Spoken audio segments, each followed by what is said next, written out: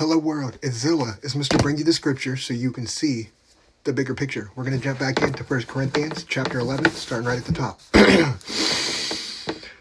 Imitate me just as I also imitate Christ. Head coverings. Now, I praise you, brethren, that you remember me in all things and keep the traditions just as I delivered them to you. But I want you to know that the head of every man is Christ, the head of every woman is man, and the head of Christ is God. Every man praying or prophesying, having his head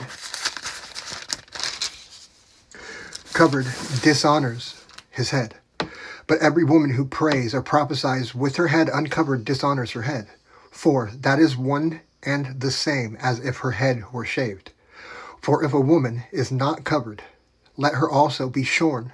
But if it is shameful for a woman to be shorn or shaved, let her be covered. For a man indeed ought not to cover his head, since he is the image of the glory of God. But woman is the glory of man. For man is not from woman, but woman from man. Nor was man created for woman, but woman for man.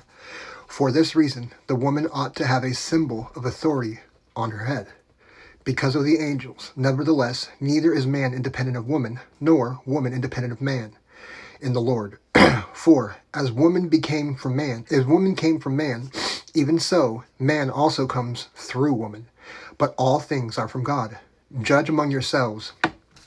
Is it proper for a woman to pray to God with her head uncovered? Does not even nature itself teach you that if a man has long hair, it is a dishonor to him?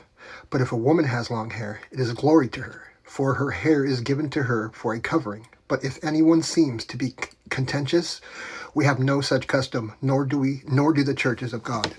Let's read what the Bible ties to what we just read. Divine order.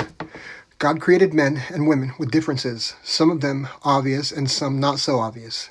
In this passage, Paul exhorted them to respect the differences that God ordered. It is a shame if a woman would dress in such a way that would look like that they would look like prostitutes. It is a shame if men look like women. In the same way that God is the head of Christ, so also is Christ the head of man, and man is the head of woman. Christ is God and is equal with God, but his role in the Godhead is to do the will of the Father. So also, although women are equal in value and often equal or superior in ability to men, God has ordained an order that puts the man as the leader over his wife. Today, there are many who would overthrow these role differences, but this divine order is declared by God, and men and women can only be happy and fulfilled if this divine order is respected and adhered to.